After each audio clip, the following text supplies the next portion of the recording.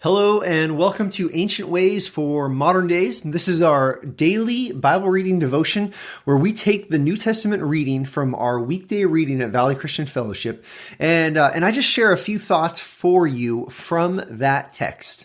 And so today we find ourselves in Matthew chapter 8. Now the text here, it transitions a little bit and Jesus is no longer just straight teaching. Jesus begins to enter into the ministry of healing. And really what he's doing is he's demonstrating his power. These next few chapters really are just a big old demonstration of Jesus and the power he has. And you have to remember, Matthew's goal, Matthew's objective is to show the Jewish people that he's the long-awaited Messiah. He is the one true king they've been waiting for.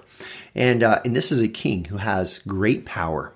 If you look at chapter 8, you'll see that Jesus in chapter 8, it begins with him healing a leper. And then he heals the servant of a centurion from a distance. This centurion is a paralytic, and Jesus heals him without even being present there. And then verses 14 through 22, it talks about how he heals many. There's a brief interlude about the cost of following Jesus, leaving certain things behind and following Christ. And then you have Jesus and his disciples on the water where Jesus calms a storm. And at the very end, Jesus heals two men who are demonic. They're possessed. And lots going on here. But remember, Matthew's goal is to show something about Jesus and who he is. And specifically these next few chapters, they're all about Jesus's power. And so look here. Look at what we see. We see Jesus has the power over sickness. He heals a leper, someone whose skin is suffering from a tremendous disease, and it's basically deteriorating on their very bones. And you have him healing a paralytic from a distance. We're going to return to that story a little bit tomorrow as we talk about chapter 9. We're going to do some compare and contrast. Jesus heals many, including these two men who were possessed at the very end of the chapter. And then in all of that, Jesus also calms a storm. And so what are the things you notice about Jesus' power? You see, Jesus has the power over sickness. You see, Jesus has the power over spiritual forces. And you see, Jesus even has the power over nature. He's not just an average, ordinary guy. He's not just a great and wise teacher. Jesus has divine power. He has divine power. And so you see that, and it makes us pause for a minute. Because we have to remember the power that Jesus has. We should remember this in our lives today. In fact, I think the story of when Jesus is with his disciples and they are freaking out because of the storm that is raging around their boat, I think this is a very helpful story because there's a line in it that I want to remind us of today. I want us to pause on. In chapter 8, verse 26, Jesus says to his disciples, he says, "Why are you afraid, O you of little faith?" Really, I want to just ask you to ask yourself that question today. Why am I afraid? We've placed our trust in Jesus. Hopefully you're listening as someone who has trusted not just that Jesus is a great teacher, but you've trusted that Jesus, he lived a perfect life. He died a sacrificial death on your behalf. He is your substitute. He was buried and then resurrected. So by faith in him, you have salvation forever. But if you believe that, why are you afraid? I mean, this is the Jesus who saves you is the one who has power over every sickness.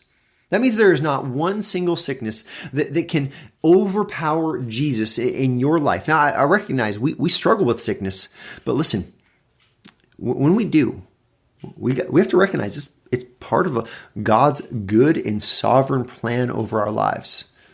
This allows the Christian to face sickness with a sense of confidence, a sense of faith. We need not be afraid of sickness, especially in the world we live in today, our world of coronavirus and all of the concern we have. And I'm not saying you shouldn't have concern over it, but I'm just saying, why are we gripped by fear? Are we those of little faith? And Jesus, he healed men who had demonic powers over their lives. Listen, there is not one spiritual force of evil that can ever overpower Jesus Christ. That means we need not be afraid of the demonic things that we experience. We need not be afraid of spiritual warfare. Jesus says, I am stronger than those. Why are you afraid? Oh, you of little faith. Oh, you of little faith. We don't even need to be afraid of natural disaster. And I get it. Natural disaster happens. There are real and devastating consequences because of the fall, because of the corruption of the earth. And so natural disaster happens. There is great tragedy that happens. But for those in Christ, I think Jesus says the same thing to us today. Why are you afraid?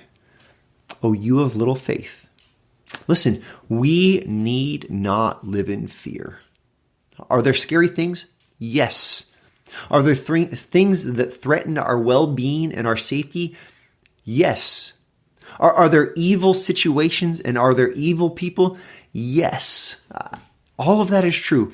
Yet Jesus, he is more powerful than all of it.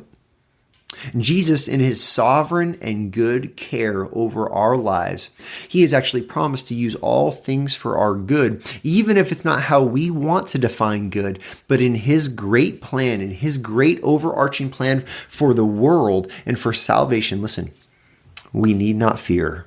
Instead, we can have faith. So when Jesus looks at us and he says, why are you afraid, oh, you of little faith? And if that resonates with you today, if you say, man, I do seem to have a little faith, that's okay. Take that little faith you have and let it draw your attention away from your circumstances, away from whatever is threatening toward you, away from whatever is scary or worrisome or causes you great anxiety. To take your attention and let your faith draw your attention to Christ, the one who is powerful enough to heal lepers, to cast out demons, to calm the storm, the one who is powerful enough to die for our sin and be resurrected into victory and into salvation for us. You need not fear. Instead, have faith.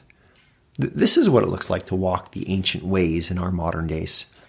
To trust Jesus no matter the circumstance, to trust Jesus even with our infirmities and our worries and whatever the tragedy that might be at our doorstep is, to not walk in fear, but to walk in faith.